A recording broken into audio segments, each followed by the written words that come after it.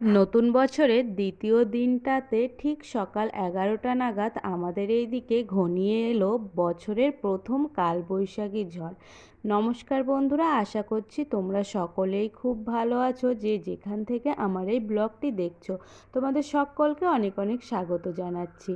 আর বছর যেহেতু নতুন বছর পড়েছে, সেই কারণে বড়দেরকে আমার প্রণাম, আর ছোটদের জন্য রইলো আমার অনেকটা ভালোবাসা।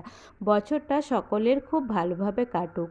যেহেতু এখন ওই সকাল 11টা নাগাদ বাজে, আর এইদিকে দেখো আমাদের বাইরে রান্না করতে হচ্ছে, সেই কারণে আমার মা রান্না বসিয়ে দিয়েছিল, কিন্তু মনে হচ্ছে না রান্নাটা আর হবে। আর এইদিকে আমার বড় মা আর আমি মিলে এই যে আমাদের গাড়িটাকে আর কি ঢেকে দিচ্ছিলাম। যেহেতু গাড়ির বেশিরভাগ অংশটা আর কি শেডের নিচটাতে পড়ে না, সেই কারণে এইভাবে ঢেকেই রাখতে হয়। আর আমি ঢেকে দিয়েছি, বড় মা ওইদিকে ইট চাপা দিয়ে দিচ্ছিল যাতে হাওয়াতে না উড়ে যায়। আর এইদিকে দেখুন, এই বিড়াল ছানাগুলো কিছুদিন আগেই হয়েছে, যেহেতু দিনের বেলা এমন অন্ধকার হয়ে এসেছে, সেই কারণে ওরাও কেমন কাচুমাচু হয়ে এক জায়গাতে বসেছিল। আর এই যে বাইরে কিছু জামা কাপড় মেলে দেওয়া ছিল, সেগুলোকে আর কি আমি তুলে নিলাম।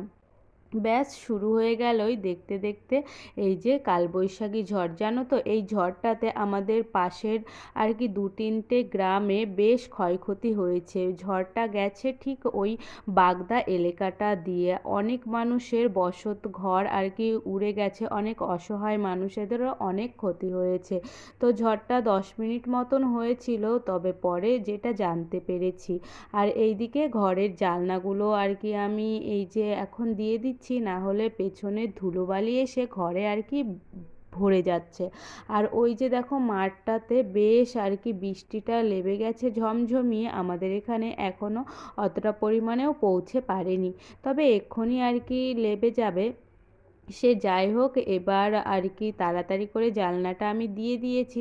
আর মায়ের তখন দেখলে যে রান্না করছিল, তো রান্নাটা আর ওখানে হয়নি, ঘরে গ্যাসেই করেছে। এখানে মাছের ঝোল ছিল, আর ছিল কচুরলতি দিয়ে এই যে আরেকটা মাছের তরকারি।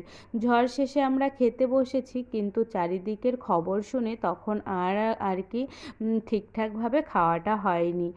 তারপরে দেখো, এটা ছিল তার পরের দিন। এই যে একটু নার্সারিতে গিয়েছিলাম, কত রং বেরঙের কাগজি গাছ আর কি এখানে ছিল।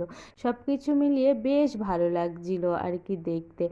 আর সব কিছু মিলিয়ে এইভাবেই ব্লগটি সাজিয়েছি। তোমাদের কেমন লাগলো তা অবশ্যই কমেন্ট করে জানিও। সকলে সুস্থ থেকো, ভালো থেকো। আবারও খুব শিগগিরই একটি নতুন ব্লগ নিয়ে আসবো।